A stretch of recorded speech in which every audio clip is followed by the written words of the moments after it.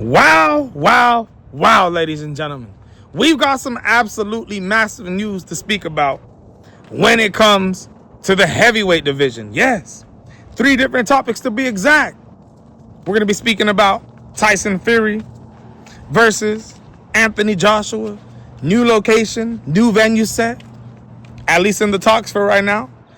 We're going to be talking about Joseph Parker and his mishap with Fabio Wardley and his return back to the heavyweight division following the failed cocaine drug test.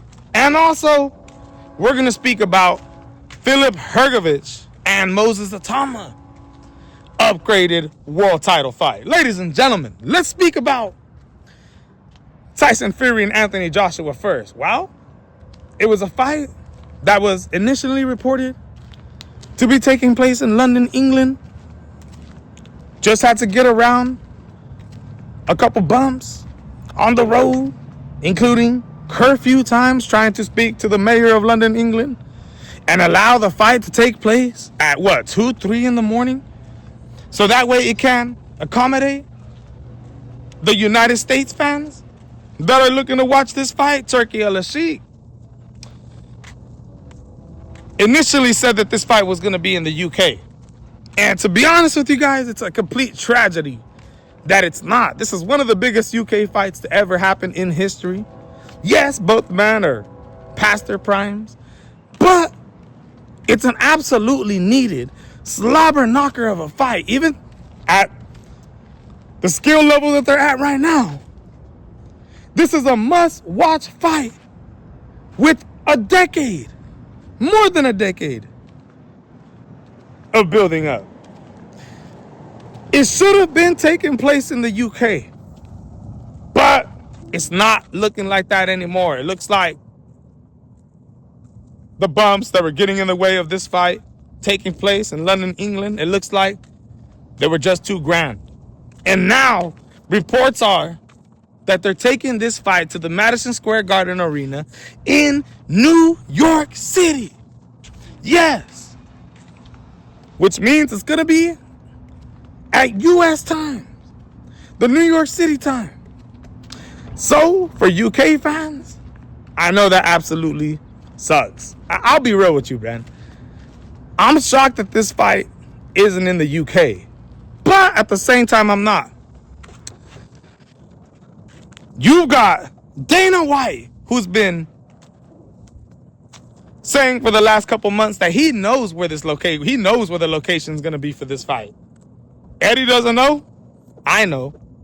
Dana White claims that he's been knowing where this fight is going to take place. And I'll be real with you, bruh. When I heard about these bumps getting in the way of this fight possibly taking place in London, England, I said to myself, maybe that was the play the whole time, bro. Maybe it was to act like they were going to put the fight in the UK.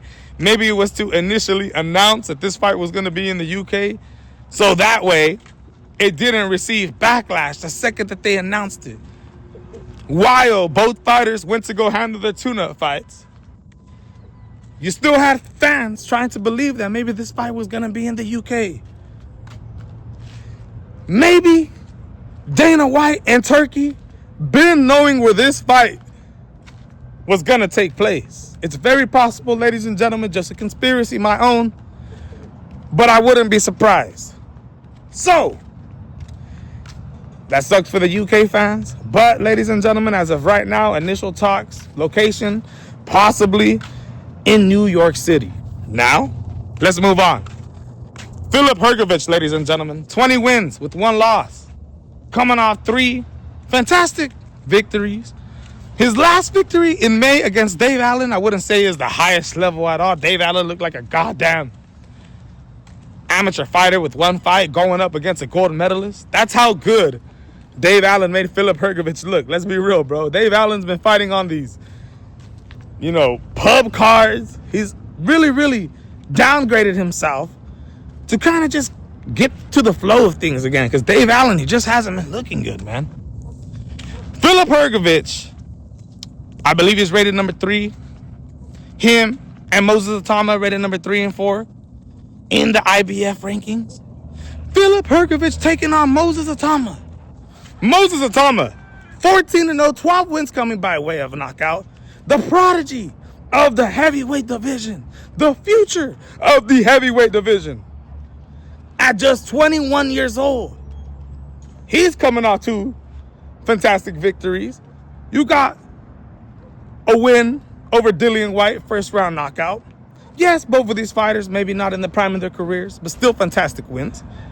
Early in his career, just 21 years old, 14-0. He knocked Dillian Whyte out and knocked Jermaine Franklin out. Became the first man to ever knock out Jermaine Franklin. Absolutely impressive. The dude shows that he's got all the skills. Power, size, speed, intelligence. This fight, which is scheduled to be on August 29th, will now be for the IBF full heavyweight title. Yes, ladies and gentlemen, I told y'all that Frank Sanchez, after defeating Richard Torres on the Alexander Usyk versus Rico Verhoeven card at the Pyramids of Giza, after defeating Richard Torres, knocking him out, he earned the next position to fight for that vacant title as Alexander Usyk decided to vacate his titles. Sanctioning bodies are trying to figure out what to do. You got Frank Sanchez, rated number 1, and you've got number 3 and number 4, Philip Hrgovic and Moses Itauma. Now, Moses Itauma has been in talks of fighting the winners out of Daniel Dubois and Fabio Worley as they have their rematch clause in place. The rematch getting ready to happen, getting ready to set up. And now we're hearing even more talks. If Fabio Worley wins the fight, they're looking to have a trilogy fight. Very possible. So, we're going to see how that ends up taking place. But Moses Itauma was in line to face the winners out of Fabio Worley and Daniel Dubois for the WBO heavyweight title.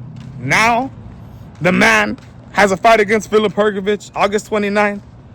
And now the IBF world title is on the line. Frank Sanchez took step-aside money.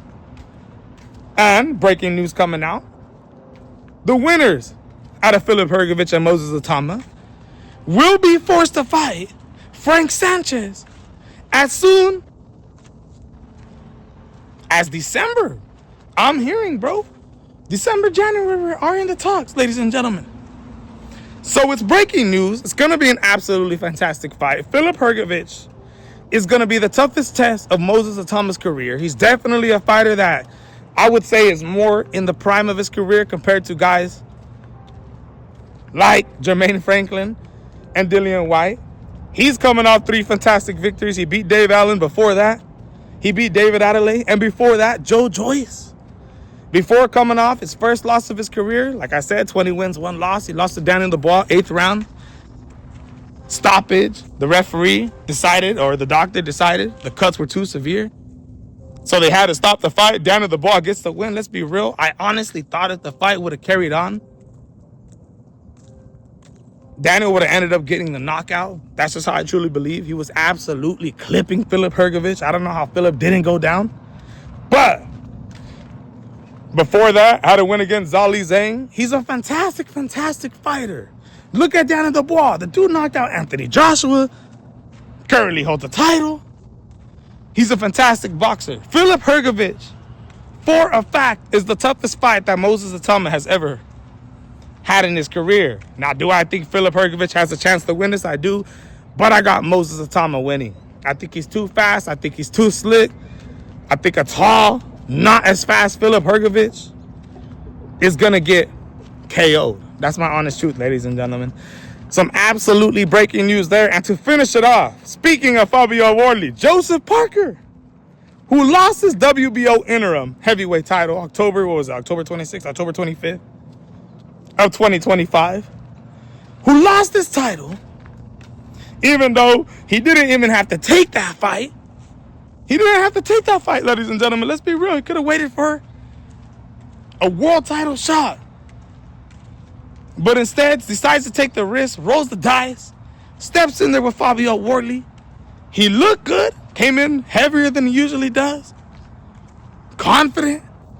But the man loses. Could have said it was an early stoppage. You could say that, but he was in a world of hurts. And also failed a drug test prior to the fight. Failed a drug test for cocaine. Now, I'll be real with you. It's a lot better than failing a drug test for PEDs, for steroids. Instead, it's a recreational drug failure. Jospeh Parker got suspended, got in trouble, had to pay a fine. But now, the suspension has been lifted. Jospeh Parker is no longer suspended. That's it. Time is up. We're almost heading into October. It's been less of a year. But Jospeh Parker, the British Boxing Board Committee, has officially lifted his suspension. So Jospeh Parker is looking to come back, ladies and gentlemen. That's some great news for Jospeh, bro. Let's be real. The heavyweight division is exciting right now, ladies and gentlemen. And with the new youngsters, Moses Itauma, guys like a G Cabial, holding down the game right now, and with Tyson Fury and Anthony Joshua and these old cats still putting on exciting fights, still putting on wars, fighting their heart out. I like this, bro. I absolutely like this breaking news. Let me know what you guys think in the comments. Some good stuff today, ladies and gentlemen, going down in the heavyweight division. I can't wait to see how this is all going to end up playing out. I've got Moses Itauma beating Hrgovic. For a fact, I've got Danny LeBlanc winning the rematch against Fabio Warley. Gonna be a good one, but I've got him winning that. And Jospeh Parker, wow. Let's see who they end up matching him up with next. I'm out.